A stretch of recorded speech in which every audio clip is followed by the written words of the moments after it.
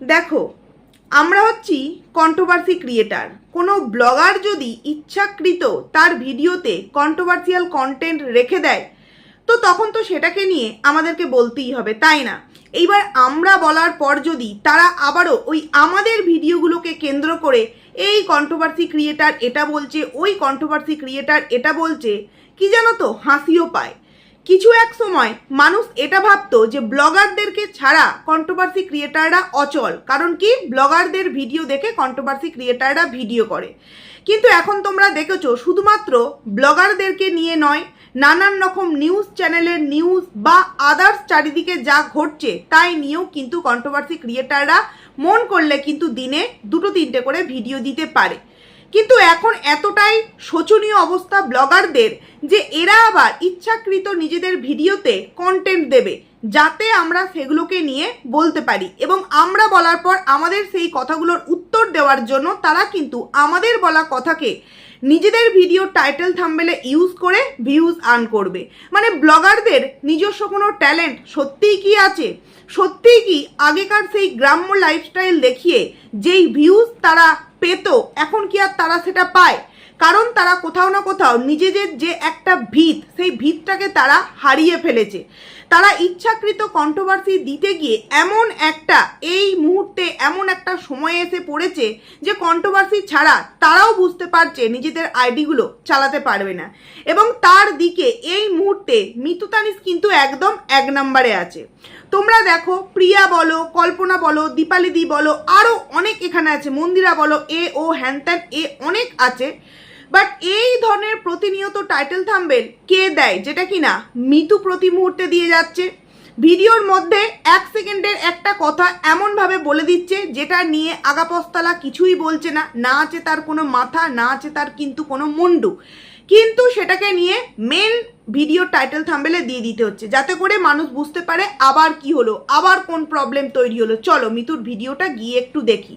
যেমন ঠিক দেখো, আর মানুষও তো তাই কন্ট্রোভার্সিয়াল জিনিসটাকে বেশি পছন্দ করে। তো সেই কারণে দীপালিদির ভিডিওতেও বলছিল যে তোমরা প্লিজ আমাকে একটু সাপোর্ট করো, আমাকে ভালোবাসা দিও, আমার এই মুহূর্তে অনেকটা মানে কি বলবো, টাকা পয়সার প্রয়োজন। তো কারণ কি কিছুদিন আগে তাদের ভাই বোনেদের মধ্যে একটা প্রবলেম চলছিল যেটা নিয়ে অনেক কন্ট্রোভার্সিয়াল কন্টেন্ট হচ্ছিল, সেখান থেকে ভিউয়ার্সদের কিন্তু একটা কৌতূহল থাকতো যে কে কি বলছে তার ভিডিওতে, তো সেই কারণে কিন্তু শুনতে যেত বা ভিডিওগুলো দেখতে যেত। কিন্তু এখন যেহেতু দীপালিদির মতো করে নর্মাল ভিডিও দিচ্ছে, সেই কারণে কিন্তু তার ভিউজটা আবারও ডাউন হয়ে গেছে। তো আমি ভিডিওর প্রথমেই বলবো যে প্লিজ তোমরা প্রতিনিয়তই তো তোমরা অনেক কারোর ভিডিও দেখো, তো এই মেয়েটির ভিডিও মানে দীপালিদির ভিডিও দেখলে তোমরা একটা নিছক গ্রাম্য লাইফস্টাইলের সাধারণ সাদামাটা একটা খুব সুন্দর একটা ব্লগিং দেখতে পাবে। তো প্লিজ তোমরা প্রতিদিন ভিডিওগুলো দেখো। তো এরপর চলে আসি যেই কথাটা মিতুকে নিয়ে বলছিলাম। এই যে মিতুর কয়েকদিনের ভিডিও আমি করব করেও সময় পাচ্ছিলাম না, কারণ মিতুকে নিয়ে বলতে গেলে সম্পূর্ণই একটা আলাদা ভিডিও করতে হবে। চলো এই ভিডিও টাইটেলটা নিয়ে একটু বলি। ঘরের বউটি মুখরা, স্বার্থপর, বেঈমান, তারপরেও এত আশা কেন করো? আচ্ছা, এই কথাটা তুমি কেন ভিডিও টাইটেলে দিলে বা কার উদ্দেশ্যে দিলে যে ঘরের বউটি মুখরা, স্বার্থপর, বেঈমান, তারপরেও এত আশা কেন করো? ঘরের বউ মিন্স আমাদের কারোর ঘরের বউ তো তুমি নাও, তুমি হচ্ছ তানিশের মায়ের ঘরের বউমা বা তানিশের তুমি বউ, তাই তো? তা তুমি মুখরা, তুমি স্বার্থপর, তুমি বেঈমান, এই জিনিসগুলোকে হঠাৎ করে ভিডিও টাইটেলে দেওয়ার কোনো রকম কোনো কিছু মানে হয়?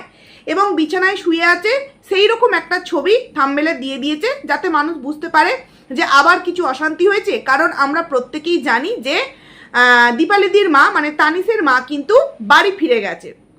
তো সেক্ষেত্রে আবারও কি কোনো ঝগড়া অশান্তি হলো? আমিও যথারীতি সেটার জন্যই ভিডিওটা দেখতে গেলাম, তো দেখলাম না। যথারীতি পুরো ভিডিওটা জুড়ে মিতু তানিশের পুরো ভিডিওর মধ্যে যদি কোনো জায়গা সত্যিই খুব ভালো লাগে সেটা হচ্ছে ওই মাছের জাল পাতা, মাছগুলো তুলে নিয়ে আসা, কতটা কি মাছ পড়েছে এইগুলো দেখা, আর দুটো বাচ্চা যেভাবে আনন্দ করে মজা করে কি সুন্দর ভিডিও সামনে এসে হাসে, কথা বলে, খায়, এগুলো দেখতে ভালো লাগে। এই দুটো জায়গা দেখি। তো মিতু নর্মালি নিজের ভিডিওতে নর্মাল কথাবার্তা বলছিল, হঠাৎ করে দেখলাম পুরো একটা কথা থেকে আর একটা কথায় এমনভাবে চলে গেল, কোনো মিন নেই। ফট করে বলতে আরম্ভ করে দিল যে হ্যাঁ আমি মুখরা, আমি স্বার্থপর, আমি বেঈমান, হ্যান ত্যান এক্সেট্রা বলতে আরম্ভ করে দিল যে আমি এভাবেই থাকতে চাই। তো বলি কি মিতু, তোমার কমেন্ট সেকশানে কিন্তু তুমি কমেন্টস চেক করার আগে আমরা কন্ট্রোভার্সি ক্রিয়েটাররা তোমার কমেন্ট সেকশানটা চেক করে নিই এবং স্ক্রিনশটগুলো নিয়ে রাখি। ঠিক যেমন বলেছিলাম যে তোমার ওই যে ভিডিওটা তুমি প্রাইভেট করেছিলে, সেই ভিডিওর পরিপ্রেক্ষিতে তুমি যে একটা লাইভ করেছিলে, সেখানে প্রথম 4টে কমেন্ট তোমার দাঁত নিয়ে এসেছিল, বাট তুমি সেই কমেন্টগুলোকে রিমুভ করে দিয়েছিলে। আমার কাছে কিন্তু স্ক্রিনশট ছিল। তো সেরকম তুমি কিন্তু কমেন্টস ডিলিট করার আগে আমরা কিন্তু সেই কমেন্টসগুলোকে স্ক্রিনশট নিয়ে রাখি। এইরকমভাবে তোমাকে কিন্তু কেউ কমেন্টস করছে না, তাহলে প্রতিনিয়ত এই ধরনের টাইটেল থাম্বনেল দিয়ে তুমি কাকে পিঞ্চ মারছো বা কার উদ্দেশ্যে তুমি এই কথাগুলো বলতে চাইছো? নর্মাল নিছক একটা গ্রাম্য লাইফস্টাইলের ভিডিও দিচ্ছ, তাতে করে যতটুকুনি যা ভিউজ হচ্ছে তাতে কি ভালো লাগছে না? আসলে কি জানো তো, তোমরা কন্ট্রোভার্সি ছাড়া চলতেই পারো না, নচেত হঠাৎ করে এই ধরনের কথা কেন বলে উঠতে গেলে? তোমাকে কি কেউ কোনো দিক থেকে ঠেস কিছু মেরেছে? মারেনি তো। আসলে তোমরাই কিন্তু খুব ভালো মতো জানো যে আমরা যদি এরকম করে ঘাটা না করি তাহলে অপর দিক থেকে মুখ থেকে বুলিটা বেরোবে কি করে? আর অপর দিক থেকে বুলিটা না বেরোলে তাহলে তো আমরা আবার প্রতিনিয়ত কন্ট্রোভার্সিয়াল কন্টেন্ট করতে পারবো না। মানে তোমাদের কথা বলছি, মিতু তানিসের কথা বলছি। তো ভিডিওর মধ্যে যখন যে কথা বলছো একটু ভেবে চিনতে বলো। তারপর ফট করে বললো যে তোমরা এখন অনেকেই বলছো শ্বশুরকে দেখে যত দরদ, শ্বশুরের কাছ থেকে পাচ্ছে তাই শ্বশুরকে দিচ্ছে। আগেও দিতাম, এখনও দিই, আগে দেখাতাম না, এখন দেখাচ্ছি, তাই তোমাদের এত প্রবলেম। আচ্ছা আমি যাবো তো যাবো কোথাও, দিলে দোষ আবার না দিলেও দোষ। দোষটা তোমার দিলে বা না দিলেতে নয়, দোষটা তোমার সেইখানেই। এই যে তুমি বললে ভিডিওর প্রথমেই তোমার শাশুড়ি মা তোমার সন্তানদের জন্য মাছ নিয়ে এসেছে এবং তুমি এক বাটি ঝোল করে তাকে দিয়েছো। হ্যাঁ তুমি বললে মায়ের জন্য এক বাটি ঝোল এটা আলাদা করে রেখে দিয়েছি, তুমি বললে। কিন্তু তুমি এইভাবে না বলে তুমি ভিডিওর থাম্বনেলে কিন্তু তোমার শাশুড়ি মায়ের ছবি দিয়ে দেখিয়েছো, বাট ভিডিওর কোনো অংশে কি তোমার শাশুড়ি মাকে তুমি দেখিয়েছো? দেখাওনি। তাহলে তাকে থাম্বনেলে দেওয়ার কোনো প্রয়োজন নেই, বাট তুমি দিয়েছো, জানো যে এই ছবিটা দিলে ভিউজ হবে, যে দেখি আবারও আগের মতো কথা কথোপকথন বা আগের মতো সেই আনন্দকর মুহূর্ত ভিডিওর মধ্যে আমরা দেখতে পাই কি না। তো তারপর পুরো ভিডিওটা জুড়ে তুমি কিন্তু তোমার শাশুড়ি মায়ের সাথে যে একটা কথা বলছো বা ইতিবৃত্তান্ত কিছুই কিন্তু আমরা জানতে পারলাম না। বাড়িতে 5টা মানুষের রান্না তুমি করতে পারছো, তোমার 2 সন্তান, তোমার হাজবেন্ড, তোমার শ্বশুরমশাই, তুমি 5 জন মানুষের তুমি রান্না করতে পারছো ওই হাঁড়িতে। আর এত কটা চাল আর একটা হয়তো একটু তরকারির পরিমাণটা এতটা বেশি হবে, সেটা করতে কি তোমার এতটা প্রবলেম হবে? একবার ভেবে দেখো তো মিতু। এই যে তুমি বললে শাশুড়ি মায়ের জন্য ঝোল, এই যে ঝোল, তার সাথে যদি তোমার হাঁড়িতে তুমি যদি 2টো ভাত চাপিয়ে দিতে, যেহেতু এক পরিবারে আছো, আর সেই ভাতটা যদি তুমি নিজে না যাও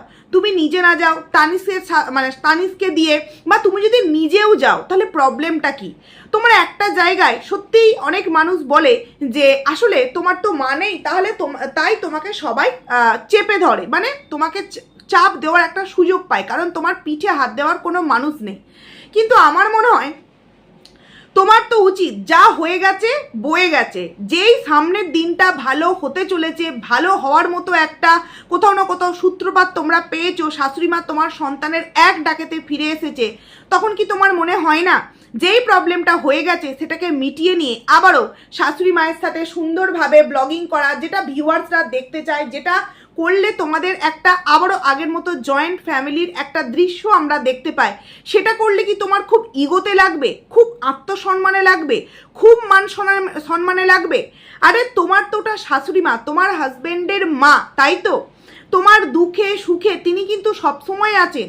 তো তুমি যদি শ্বশুর মশাইয়ের জন্য রান্না করতে পারো, শাশুড়ি মায়ের জন্য রান্না করলে এত কি প্রবলেম হয়ে যাবে বলো তো মিতু? একবার ভেবে দেখো, তাতে আমার হয়তো তুমি যদি জয়েন্ট ফ্যামিলির একটা ভিডিও দিতে পারো, তোমার প্রতি মানুষের ভালোবাসা বাড়বে, প্লাস তোমার ভিউজটাও কিন্তু বাড়বে। স্বার্থের জন্য হলেও শাশুড়ি মাকে একসাথে নিয়ে খাওয়া দাওয়াটা করো, দেখতে ভালো লাগবে। এরপর চলে আসি তার পরের দিনের ভিডিও, না সেই দিনকার ভিডিওতেই তানিস একটা কথা বললো যে আর পুরাতন কথা নিয়ে কিছু বলতে চাই না, সমস্ত কিছুই তো দুধকে দুধ আর পানি জলকে জল, পরিষ্কার হয়ে গিয়েছে। এই যে কথা কি বোঝাতে চাইলে তানিস, যে সমস্তটাই জলকে জল আর দুধকে দুধ হয়ে গিয়েছে, কি বোঝাতে চাইলে? দেখো তোমরা বলবে ভালো আর আমরা সেটাকে নিয়ে ভিডিও করলে আমরা কিন্তু খারাপ হয়ে যাব। এই দিকে দেখো দীপালিদি পুরোপুরি চুপচাপ, সে তার মতো করে ভিডিও দিচ্ছে, সে তার মতো করে বলছে। কিন্তু এই তরফে এই যে একটা একটা কথা, মানে পুরো ভিডিওর মধ্যে হয়তো অর্ধেক মানুষ স্কিপ করে ভিডিও দেখলে সেই কথাগুলোকে শুনতেই পাবে না, এমন করে বলছে। কিন্তু সে কার উদ্দেশ্যে বলছে এবং কেন বলছে বোঝাই যাচ্ছে। কারণ আমি একটা কথা বলছি তার আগে পুরোপুরি অন্য একরকম কথার পর হঠাৎ করে অন্য একরকম কথাতে কি যাওয়া যায়? হ্যাঁ, এদের পক্ষে যাওয়া যায় কন্টেন্ট করার জন্য। তাই জলই বলো দুধই বলো, প্রত্যেকটা ভিউয়ার্স কিন্তু বুঝতে পারছে যে কে সত্য বলছে আর কে মিথ্যা বলছে। তাই আর প্রমাণ করতে যেও না। আর এই যে তুমি বললে মুখরা, হ্যাঁ স্বার্থপর বেঈমান, এই যে কথাগুলো বলছো, তুমি নিশ্চয়ই এমন কিছু দেখিয়েছো যার জন্য আজকে মানুষ এই কথাগুলো তোমার ক্ষেত্রে প্রযোজ্য করছে। তাহলে তুমি যদি নিজে থেকে ভাবো যে না আমি এইগুলোর তো একটাও নয়, তাহলে তুমি করে সেটাকে দেখিয়ে দাও, ভিডিও টাইটেলে না দিয়ে কাজে করে সেটাকে দেখিয়ে দাও। আমার মনে হয় সেটাই কিন্তু বেটার হবে। এরপর চলে আসি, এর আগের দিনই বলেছিলাম যে বাচ্চাদেরকে নিয়ে এরকম প্র্যাঙ্ক করো না, কি বুদ্ধি আমি তোমাদের জানি না। তো তারপর আমি কয়েকটা জিনিস দেখেছি মিতু, তোমাদের নিয়ে আমি বলতে বাধ্য হচ্ছি।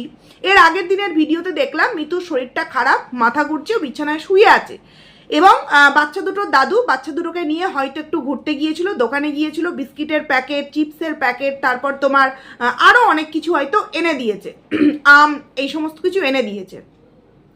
প্রথমে বড় বাচ্চাটা এলো, এসেই তো দেখছে মা ওরকম শুয়ে আছে, প্রচণ্ড কান্নাকাটি এবং বলছে মা কথা বলো, মা কথা বলো। এই যে একটা বিষয়, কারণ কি বাচ্চাটার মনে একটা ভয় তৈরি হয়ে গেছে। আর এই যে বিষয়টা তোমাদের বাড়িতে প্রায়শই ঘটে থাকে, যেটা হয়তো তোমরা ক্যামেরার সামনে দেখাও না, কারণ এরকম আমরা অনেকেই করি ইচ্ছাকৃত মজা করে, কিন্তু প্রত্যেকটা বাচ্চারা কিন্তু এরকম ভয় পেয়ে যায় না।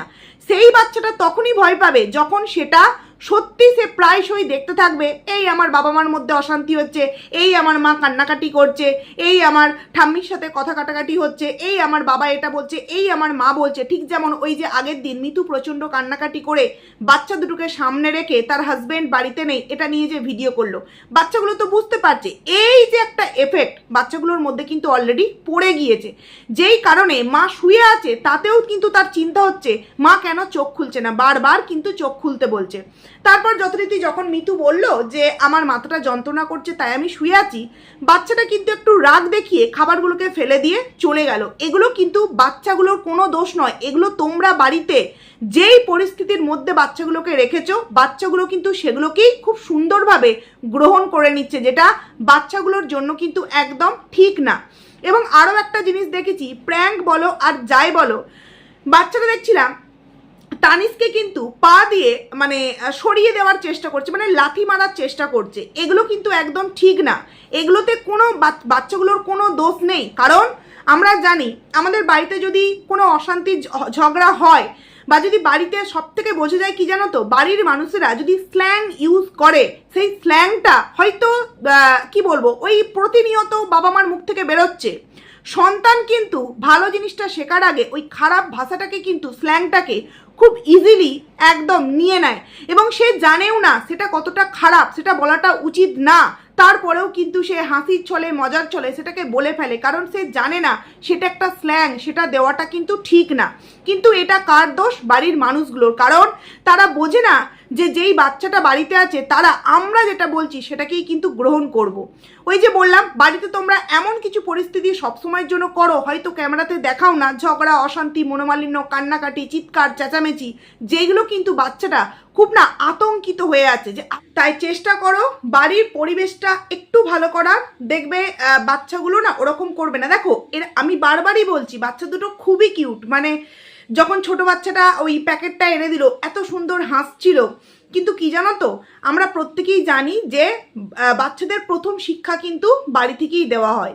তো বাড়ি থেকে যদি খারাপ প্রভাবটা বেশি পায় না, তাহলে কিন্তু উল্টোপাল্টা ব্যাড হ্যাবিটগুলো তারা খুব সহজে নিয়ে নেবে। তাই বলবো গার্জেন হিসাবে এমন কিছু বাড়িতে পরিস্থিতি করো না যেটা বাচ্চাদের উপর এফেক্ট করে। সেগুলো কিন্তু ভিডিওর মধ্যে দেখলে বোঝা যাচ্ছে এবং তোমাকে বেশ কয়েকজন কিন্তু ওই বিষয়টায় কমেন্টও করেছে, আমি দেখলাম। তো যাই হোক, এই একটা কথা বললাম। এরপর চলে আসি যার কথা না বললেই নয়, সেটা হচ্ছে প্রিয়ার কথা। আচ্ছা, প্রিয়ার কালকের একটা ভিডিও দেখলাম। প্রিয়া খুব সুন্দর একটা জিনিস শেয়ার করেছে আমাদের মধ্যে। না, আমি প্রিয়ার কাছ থেকেই দেখলাম। আমি এফবিতে সবসময় থাকি, মানে সবসময় বলতে অনেক সময় আমি এফবির এটা ওটা দেখি ভিডিও, বাট এই ভিডিওটা আমার চোখে পড়েনি, আমি প্রিয়ার ভিডিও থেকেই দেখলাম। তো যাই হোক, প্রিয়ার ভিডিওতে থেকে যেটা জানতে পারলাম, ত্রিপুরার একটা ছোট্ট বাচ্চা মেয়ে, তো সেই বাচ্চা মেয়েটি একটা বিরল রোগে আক্রান্ত। তো তার জন্য প্রায় মনশ্রী নামটি মেয়েটির বাচ্চাটির প্রায় 18 কোটি টাকা প্রয়োজন এবং সময়টা খুব কম, প্রায় 20-22 দিন প্রিয়া বলছিল। তো সেই কারণে প্রিয়াও নাকি মানে অনেক চেষ্টা করে খুঁজে পাচ্ছিল না, তারপর যথারীতি খুঁজে পেয়েছে এবং তারপর প্রিয়া সেটাকে সবার মধ্যে শেয়ার করেছে। তো আমি সবার কাছে রিকোয়েস্ট করব যে প্লিজ তোমরা এই ছোট্ট বাচ্চা মেয়েটি বা ছোট্ট ফুলটির জীবনটাকে তোমরা বাঁচাও। আয়ুষ্মিতা আমরা প্রত্যেকেই জানি, সেও কিন্তু এরকম একটা কি বলবো, খুবই কঠিন একটা রোগের সাথে ফাইট করে প্রত্যেকটা মানুষের ভালোবাসায় সে কিন্তু আজকে সুস্থ, এবং আশা রাখবো সে সারাটা জীবন খুব হ্যাপি থাকবে। তো আমরা যদি আয়ুষ্মিতার মায়ের কোলে আয়ুষ্মিতাকে ফিরিয়ে দিতে পারি, আশা রাখবো আমরা এই ছোট্ট ফুলটিকেও কিন্তু তার মায়ের কোলে ফিরিয়ে দিতে পারবো। প্রত্যেকে যদি আমরা অল্প অল্প করে হেল্প করি, অবশ্যই কিন্তু আমরা পারবো এই ছোট্ট প্রাণটাকে তার মায়ের কাছে ফিরিয়ে দিতে, মানে মনশ্রীকে তার মায়ের কাছে। ত্রিপুরার মেয়ে, যত সম্ভব বাচ্চাটির বাড়ি ত্রিপুরায়। যাই হোক, আমি প্রিয়ার ভিডিও থেকে যতটুকুনি জানলাম, পার্সোনালি কোনো ভিডিও আমি এখনও পাইনি, তার কোনো ভিডিওই পাইনি, এমনকি এফবিতেও খুঁজলাম, পেলাম না। যাই হোক, নিশ্চয়ই পাবো। তো খুব ভালো লাগলো প্রিয়া এটা শেয়ার করেছে, এবং প্রিয়া ভিডিওটা দেওয়ার পর আমরা অনেকেই জানতে পারলাম এবং অনেকেই আশা রাখছি অনেকটা হেল্প করছে এবং হেল্প করবে। এবং রিকোয়েস্ট করব তোমরা ভিউয়ার্সরা বড় বড় যেই সমস্ত ব্লগার আছে, শুধু প্রিয়া বলে নয়, আদার্স যেই সমস্ত বড় বড় ব্লগার, ইনসাইড আউট, মন্দিরা, তারপরে ধরো এদিকে টিনা, আরও যারা যারা আছে, তাদের প্রত্যেকের কাছে তোমরা এই একটা কমেন্ট করো, কারণ এক একটা ব্লগারের এক একটা তো ফ্যান ফলোয়ার। তো সেখান থেকে তারা যদি এফবি, ইনস্টাগ্রামে একজন শুনলাম নাকি ওই তোমার দিয়েছে, পোস্ট দিয়েছে, নামটা কি ছিল মেয়েটার ভুলে যাচ্ছি, যাই হোক শুনলাম অনেকেই নাকি দিয়েছে। যাই হোক, এখনও আমার চোখে পড়েনি, তবুও বলবো তোমাদেরকে, তোমরা যে যতটুকুনি পারো বাচ্চাটাকে হেল্প করার চেষ্টা করো। আমরা চাই এই বাচ্চা মেয়েটি খুব সুন্দরভাবে, হাসি খুশিভাবে আর 5টা বাচ্চাদের মতো আস্তে আস্তে বড় হোক, সেও এই সুন্দর পৃথিবীটাকে দেখুক, তার মা সুন্দরভাবে তার সন্তানকে নিয়ে হাসি খুশিভাবে থাকতে পারে। এবং সেটা কিন্তু তখনই সম্ভব আমাদের মতো নর্মাল মানুষেরা যদি একটা দিনের বাইরের খাবার টাকাটা একটু একটা দিন না খেয়ে যদি তাকে আমরা দিই, আমাদের এমন কিছু কিন্তু হয়ে যাবে না, কিন্তু একটা মায়ের সন্তান তার বুকে থাকবে, এটা আমরা হয়তো প্রত্যেকেই করতে পারি। এবার চলে আসি, এটা তো খুব সুন্দর একটা ভিডিও শেয়ার করেছে, কিন্তু আমি না অবাক হয়ে যাই মানুষ কি করে এতটা নিচে নামতে পারে। কারণ প্রিয়ার কালকের ভিডিও টাইটেল ছিল আবারও তোমাদের সামনে হাত পাতলাম, বা এরকম সামথিং কিছু একটা ছিল। জানি না তারা ভিডিও দেখেছে আদেও নাকি ভিডিও দেখেনি। কয়েকটা কমেন্টস এরকম দেখলাম, এই তো বলেছিলে কোনোদিনও হাত পাতবে না, আবারও তুমি হাত পাততে বসে গেলে। দেখো, প্রথম কথা, হাত পাতাটা কোনো কিছু খারাপ বিষয় নয়, যখন তুমি সেটা কোনো একটা এমন প্রয়োজনে করছো যেটা সত্যিই অনেক মানুষের প্রয়োজন, হিউজ অ্যামাউন্টের প্রয়োজন, এবং সেটা সত্যিই প্রয়োজন, তাই না? এই ধরনেরই কথা বলা হয়েছে যে তুমি তো বলেছিলে কোনোদিনও হাত পাতবে না, তাহলে আবার হাত পাতছো। তোমার গলার প্রবলেম হচ্ছে, যাই হোক, তোমার স্বভাবটাই এরকম, সোশ্যাল মিডিয়া থেকে টাকা চাওয়া তোমার একটা অভ্যাস, মানে নোংরা নোংরা কথা বলেছে হ্যান ত্যান, যে এত টাকা ইনকাম করছো, মাসে এত কিছু করছো, 3 লাখ টাকার জিনিস কিনছো, তারপরেও তোমাকে আবার সবার সামনে হাত পাততে হবে। তো আমার মনে হয় শুধুমাত্র টাইটেল এবং থাম্বনেল দেখে মানুষকে কমেন্ট করা উচিত না। সে ভিডিওর মধ্যে কি বলছে, অ্যাকচুয়ালি সে কী জানাতে চাইছে, সেটা জানার পর হয়তো বলাটা উচিত। মানে আর আমি আরও একটা কথা বলতে চাই, যদি প্রিয়ার প্রয়োজন পড়ে, ঠাকুর করুক, প্রয়োজন কখনো তার না পড়ুক, তার সন্তানরা থাকুক সবসময় দুধে ভাতে, কিন্তু প্রয়োজন যদি কখনো পড়ে, সে কেন সোশ্যাল মিডিয়ার হাত পাতবে না? কারণ তার 4 লাখ পরিবারের মধ্যে তাকে যদি 1 লাখ মানুষ তার হেটার্স থাকে, 3 লাখ মানুষ কিন্তু তার লাভার্স আছে, তো তারা তো নিশ্চয়ই চাইবে না তার দুঃখের সময় তার পাশে গিয়ে দাঁড়াতে। তো ওই হেটার্সদের কথাগুলোকে গুরুত্ব দিয়ে তার লাভার্সদেরকে কেন কষ্ট দেবে? তার তখনও উচিত যে কোনো প্রবলেম, এরকম এমার্জেন্সি, অবশ্যই সোশ্যাল মিডিয়ায় যে তার পরিবার আছে সেখানে তার মনের কথাটা সবার সামনে জানানো, তারপর কারা সাহায্য করবে কি করবে না সেটা তাদের পার্সোনাল বিষয়। এই যে আমি তোমাদের সামনে বললাম, তোমাদেরকে কিন্তু আমি জোর করতে পারি না, তোমাদের সামনে আমি রিকোয়েস্ট করতে পারি, হাত জোর করে তোমাদের কাছে আমি ভিক্ষা চাইতে পারি, বাট তোমাদেরকে কিন্তু আমি জোর করতে পারি না। এরপর তোমরা কারা দেবে না দেবে এটা সম্পূর্ণ তোমাদের পার্সোনাল বিষয়। যারা দেবে তারা নিশ্চয়ই স্ব ইচ্ছায় দেবে, তাই তো? তাই যেই মানুষগুলোকে দেবে সেই মানুষগুলোর দেওয়াকে কেন্দ্র করে কিছু মানুষের এত প্রবলেম কেন হয় সত্যি কথা বলতে বুঝতে পারি না। কারণ এগুলো তো কোনো ফালতু খরচা নয়, এগুলো হচ্ছে একটা প্রাণকে আমরা বাঁচাবার জন্য প্রত্যেকটা মানুষ একটু একটু করে এগিয়ে যাচ্ছে যাতে করে একটা ছোট্ট ফুল মানে সুন্দরভাবে বড় হতে পারে, তাই তো? তো যাই হোক, তোমরা যারা যারা এই বাচ্চাটিকে হেল্প করতে চাও তোমরা এপি ব্লগসের প্রিয়ার পিন কমেন্টটা দেখো, সেই পিন কমেন্টের নাম্বার দেওয়া আছে বা তার ভিডিও থাম্বনেলে স্ক্যানারও দেওয়া আছে।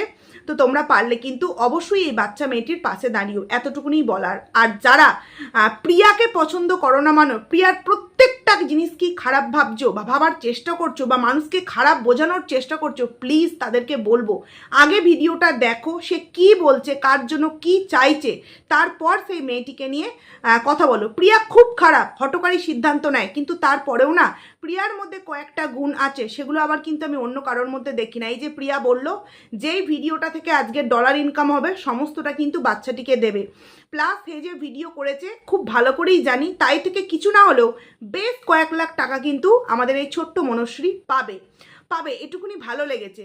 তো যাই হোক, দুদিন আগেও আমরা দেখেছি একটা ফোন মানে হেল্প করেছে একটা তার যাকে, তাই নিয়েও মানুষের অনেক কথা দল ভারী করবার জন্য এই ওই হ্যান ত্যান। তো যাই হোক, আমি বলবো যে সে দল ভারী করুক আর যাই করুক, তার মতো এই উদার মনটাও না সবার আবার হয় না। দেখো অনেকেই কমিউনিটি পোস্ট দিয়েছে, এই দিয়েছে ওই দিয়েছে, কোনো বড় ব্লগারকে কি বলতে শুনেছো এখনো পর্যন্ত? আমি তো শুনিনি যে আজকের ভিডিও থেকে যা ইনকাম হবে সমস্তটা ওই বাচ্চাটিকে দেবো।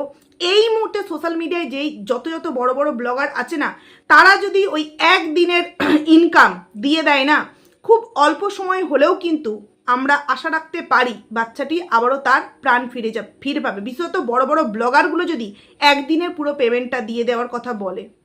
তো যাই হোক, চলো বন্ধুরা, ভিডিওটাকে এখানেই এন্ড করছি। আশা রাখবো তোমরা প্রত্যেকে বাচ্চাটির পাশে থাকবে এবং ভগবানের কাছেও প্রার্থনা করব বাচ্চাটা যেন তার মায়ের কোলে হাসি মুখে সারাটা জীবন থাকতে পারে, এটাই চাইবো। তো চলো বন্ধুরা, ভিডিওটাকে এখানেই এন্ড করছি।